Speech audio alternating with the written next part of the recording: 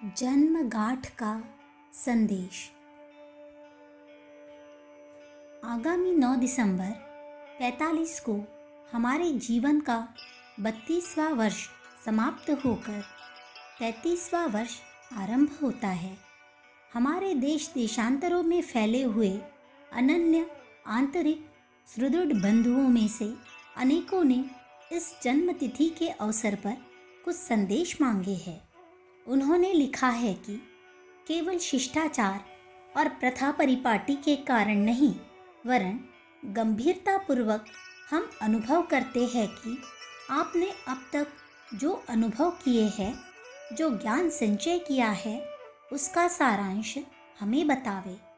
अपने परिवार के सदस्यों का आग्रह और अनुरोध हमने सिर मस्तक पर रखने में हमने सदैव अपना सौभाग्य समझा है। तदनुसार अपने विश्वासों का सारांश अपने प्रिय पाठकों के सामने उपस्थित करते हैं। अपने वर्तमान शरीर के 32 वर्षों के जीवन में से बालकपन का थोड़ा सा समय छोड़कर शेष सारा समय अध्ययन, अभ्यास, साधना, शिक्षा, सेवा और सत्संग में ही व्यतीत हुआ है। भारतवर्ष के एक कोने से दूसरे कोने तक कई बार यात्राएं की है। देश के ऊंचे से ऊंचे महापुरुषों के निकट संपर्क में रहने का सौभाग्य प्राप्त किया है। विभिन्न भाषाओं के हजारों ग्रंथों का अध्ययन किया है। धुरंधर अनुभवी विद्वानों, ब्रह्मनिष्ठ महात्मा, तपस्वी और योग विद्या के पारंगत तत्वदर्शियों से भेंट करने और उनकी कृपा प्राप्त करने के अवसर हमने पाए हैं। ब्रजभूमि मथुरापुरी में गुप्त प्रकट रीति से पधारते रहने वाले महात्माओं की सहज कृपा से अनायास अपने घर पर ही अनुग्रहण पूर्व दर्शन हो जाने से सुअवसर संघर्षमयी अशांत दुनिया के बीचों बीच खड़े होकर उसकी भीतरी और बाहरी स्थिति का भी सूक्ष्म दृष्टि से अध्ययन किया है। इन सब आधार सूत्रों से निसंदेह कुछ मानसिक, बौद्धिक और आत्मिक सामग्री हमारे पास एकत्रित हुई है। उस एकत्रित ज्ञान और अनुभव का सारांश अपने अंतःकरण के गंभीर तल में से निकालकर पाठकों के सामने उपस्थित कर रहे हैं। हमने पिछले 32 वर्ष में 2 बातें ऐसी अमूल्य पाई है जो पूर्णतया प्रत्यक्ष सत्य से परिपूर्ण है, जिनके संबंध में आस्तिक और नास्तिक एक मत से सहमत है। वे 2 बातें यह है, पहली पुरुषार्थ करो, दूसरी दूसरों की सहायता करो। संसार में अनेक प्रकार के वैभव, सुख, संपदा, भोग, ऐश्वर्य मौजूद है। इस मर्त्य लोक का एक भाग ऐसा आनंदमय है जिसकी तुलना में स्वर्ग को तुच्छ गिना जा सकता है। साथ ही दूसरा भाग ऐसा दुखमय है जिसके सामने बेचारा नरक भी कांपता है। आनंद को इस पृथ्वी के स्वर्गीय स्वर्णिम भाग को सब लोग चाहते हैं, परंतु यह भूल जाते हैं कि उसे किस प्रकार पाया जा सकता है। स्मरण रखने की बात यह है कि शक्ति ही सुखों की जननी है। बल से, पुरुषार्थ से विजय लक्ष्मी को, श्री संपदा को प्राप्त किया जाता है।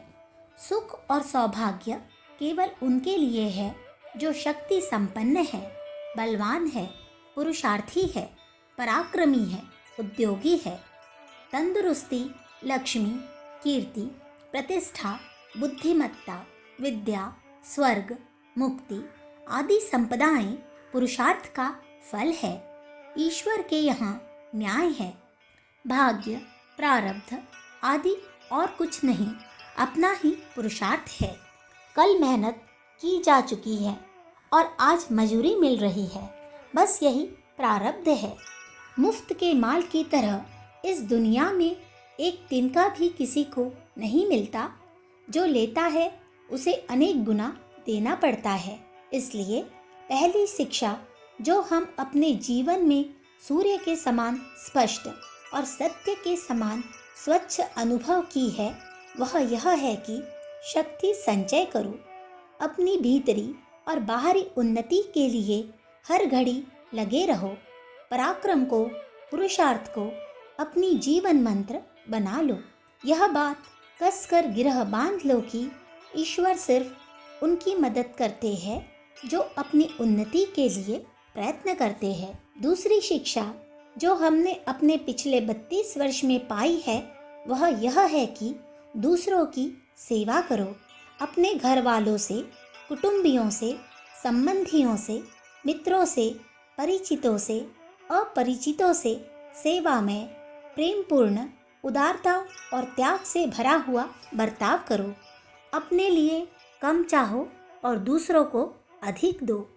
अपने अंदर शक्ति उत्पन्न करो, किंतु उस शक्ति को भोग विलास में खर्च न करो, वरन गिरे हुए को उठाने में लगा दो। स्वयं उन्नति करो, पर उस उन्नति से अहंकार को तृप्त न करो, वरन दूसरों को उन्नत बनाने में लगा दो। मनुष्य की सेवा ईश्वर की पूजा है। ईश्वर चापलूस, खुशामदी या रिश्वतखोर हाकिम, नवाब या अमीर उमराव की तरह नहीं है जिसे आदमी प्रशंसा, स्तुति, चापलूसी, खुशामद, भेंट, मिठाई, टहल चाकरी की ज़रूरत हो। वह समर्थ है।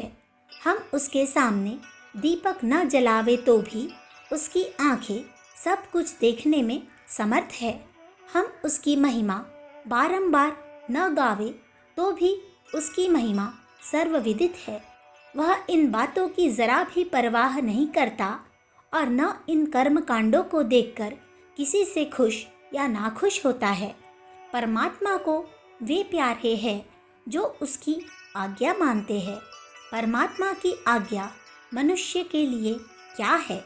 इस एक प्रश्न का विवेचन करने के लिए हमने अब तक निरंतर विचार किया है।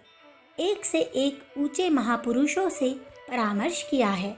इस प्रश्न के उत्तर में हमें सर्वसम्मति से एक ही बात बताई गई है। स्वयं अपनी उन्नति करो और उस उन्नति को दूसरों के लिए खर्च करो। हर एक दृष्टि से, हर एक क्षेत्र में हमने एक ही बात पाई है।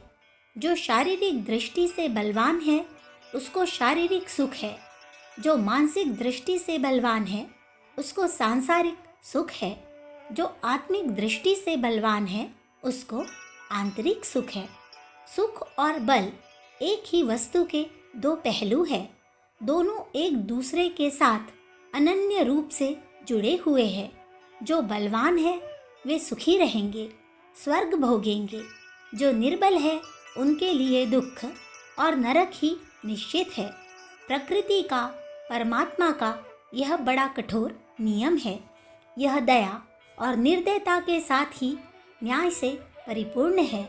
जो भी है पर है सत्य, अटल, प्रत्यक्ष और सर्वत्र दिखाई देने वाला।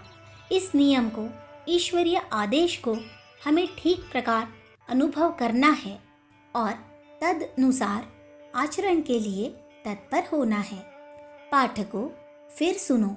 हमारे 32 वर्ष के अनुभव, ज्ञान और अध्ययन के सारांश को ध्यानपूर्वक सुनो और उचित जचे तो उसे गांठ बांध लो।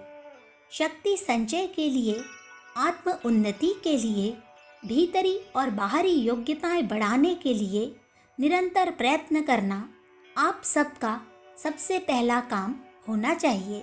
इसके बाद दूसरा काम यह है कि अपनी उपार्जित शक्तियों को भोग और अहंकार की पूर्ति में नहीं, वरन मनुष्य जाति को ऊंचा उठाने में, सत की ओर ले जाने में खर्च करो। बढ़ो और बढ़ाओ, उठो और उठाओ, तरो और तारो। यही हमारा अपनी 32वीं वर्षगांठ के उपलक्ष्य में संदेश है। अखंड ज्योति, दिसंबर सन 1944, पृष्ठ संख्या 3-4। विचार क्रांति दूत यूट्यूब चैनल को सब्सक्राइब करें एवं अगले वीडियोस प्राप्त करने के लिए बेल आइकन दबाएं। धन्यवाद।